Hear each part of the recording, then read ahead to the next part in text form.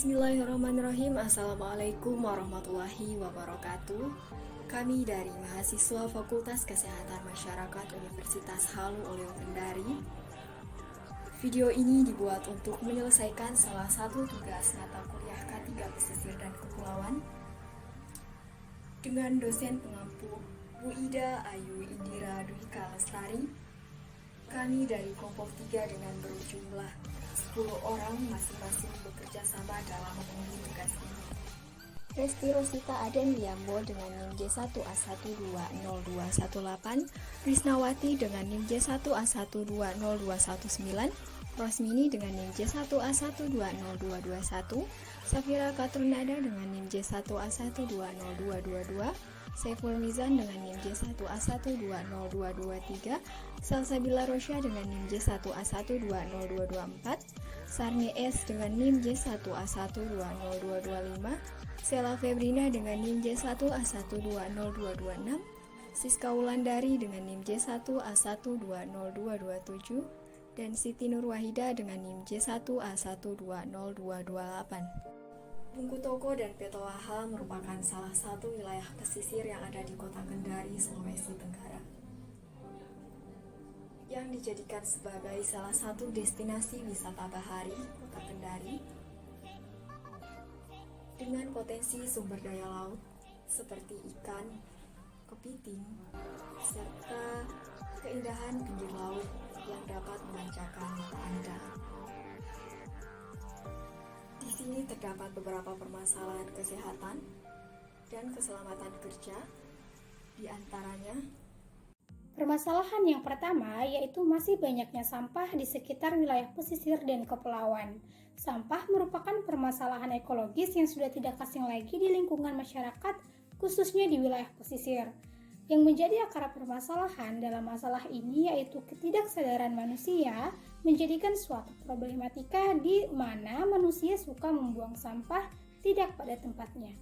Sampah yang terlalu banyak dan berserakan akan menimbulkan bau yang tidak sedap dan air menjadi tercemar, yang pada akhirnya akan berisiko pada ekosistem laut dan kesehatan para pekerja di wilayah pesisir dan kepulauan.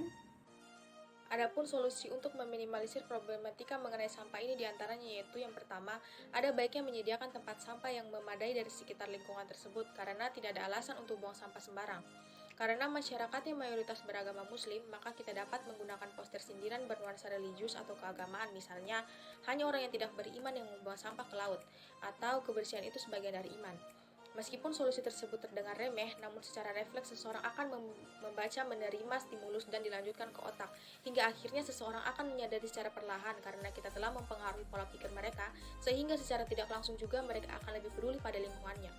Selain itu, kita dapat memberikan alternatif kepada masyarakat pesisir untuk dapat mengolah sampah mereka menjadi sesuatu yang lebih berguna, misalnya kompos ataupun mengubah sampah menjadi energi listrik.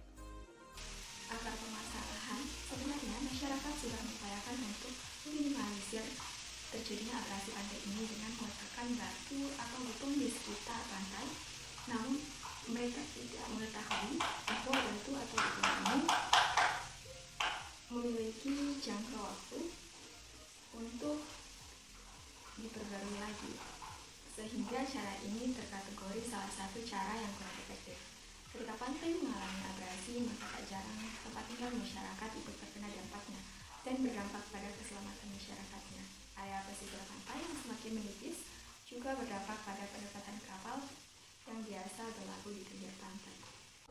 Solusinya yaitu mengajak masyarakat pesisir untuk melakukan penanaman pohon bakau di sepanjang pantai, agar pohon bakau ini dapat menjadi penghalang ketika gelombang air laut datang. Akar pohon bakau yang kuat dapat menahan sekuat mungkin agar airnya tidak langsung mengenai kawasan pesisir sehingga bisa mengurangi dampak abrasi.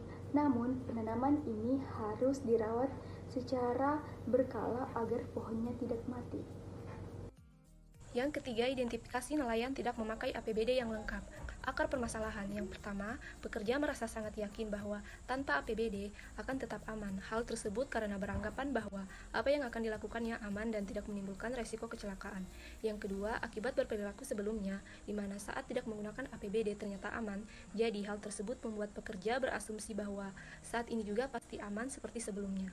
Padahal jika secara terus-menerus masyarakat pesisir bekerja tanpa menggunakan APBD yang lengkap, maka akan berakibat fatal bagi kesehatan dan keselamatan mereka, seperti gangguan kesehatan misalnya katarak akibat sering terpapar sinar matahari, gangguan pada pendengaran karena ombak laut dan suara mesin, serta gangguan persendian dan gangguan paru-paru seperti batuk berdahak. Adapun solusi pada akar permasalahan yang telah dijelaskan oleh teman saya sebelumnya tadi, yaitu solusinya yang pertama yaitu perlu dilakukan suatu forum diskusi atau seminar tentang pentingnya memahami situasi yang menggambarkan kemungkinan risiko kecelakaan terjadi. Dalam hal ini, pembicara dari korban kecelakaan yang sebelumnya merasa yakin tidak akan celaka saat bekerja, hal ini dapat memberikan penjelasan bahwa kecelakaan kemungkinan terjadi, sehingga pekerja harus selalu menggunakan alat pelindung diri walaupun merasa tidak akan celaka. Nah, adapun solusi yang kedua yaitu melakukan komunikasi dengan pekerja dengan cara mendatangkan seorang psikolog. Nah, dalam hal ini psikolog bertujuan untuk merubah pandangan pekerja. Misalnya, pekerja berpandangan bahwa kemarin aman, sekarang aman. Nah, itu diubah persepsinya yaitu sekarang aman, besok belum tentu aman. Selain itu juga memberikan suatu penjelasan tentang pentingnya suatu kehidupan bagi pekerja. Nah, jika pekerja sudah paham akan pentingnya suatu kehidupan, pasti akan selalu waspada terhadap kemungkinan terjadinya kecelakaan, sehingga para pekerja menyadari bahwa penggunaan APD sangat penting saat kita bekerja.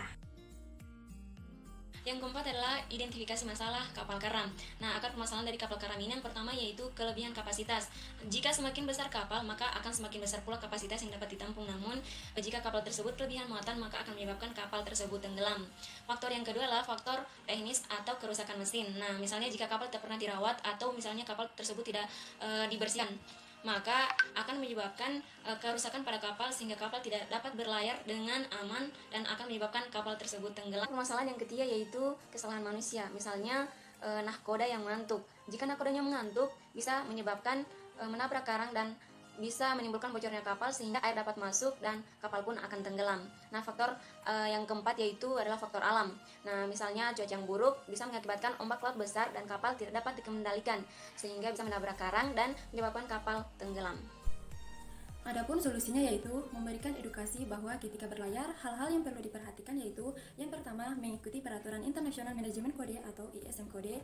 Yang kedua, pengetesan cara operasi kemudi darurat. Yang ketiga, pengisikan beroperasinya GPS atau Global Positioning System. Yang keempat, cek jangkar dan rantai jangkar dalam keadaan baik. Yang kelima, berlayar pada saat dalam keadaan cuaca baik. Identifikasi masalah berikutnya adalah reklamasi air laut. Akar permasalahan adalah reklamasi memiliki dampak negatif yang justru merusak alam dan biota laut, seperti pencemaran laut, berpotensi mengakibatkan sedimentasi tanah dan laut, perubahan hidrooseanografi, kerusakan habitat dan ekosistem laut, potensi pencemaran udara, akses masyarakat ke pantai menjadi terbatas, serta peningkatan keruhnya air bersih maupun air laut. Hal ini tidak baik bagi kesehatan dan keselamatan untuk para pekerja dan juga masyarakat sekitar. Yang menjadi akar permasalahan yaitu tidak tepatnya penataan ruang di wilayah pesisir dan kepulauan. Solusi terkait reklamasi air laut yaitu menggunakan sistem yang namanya Sistem Integrated Coastal Zone Management atau disingkat ICZM. Sistem ini membantu dalam pengelolaan sumber daya dengan menggunakan pendekatan integratif, holistik, dan proses perencanaan interaktif dalam menangani masalah kompleks di wilayah pesisir. Dalam perencanaan pengelolaan ruang bisa merujuk pada Undang-Undang Nomor 27 Tahun 2007 tentang pengelolaan wilayah pesisir dan pulau-pulau kecil. Dari undang-undang ini, kita bisa memilah kegiatan yang sinergis dalam satu ruang dan yang tidak sinergis di ruang lainnya. Dalam rangka kepedulian kami terhadap salah satu masalah ketiga pesisir dan kepulauan, kami turun langsung dalam membersihkan sampah yang ada di Kelurahan Bungkutoko, Kecamatan Nabeli, Kota Kendari, Sulawesi Tenggara.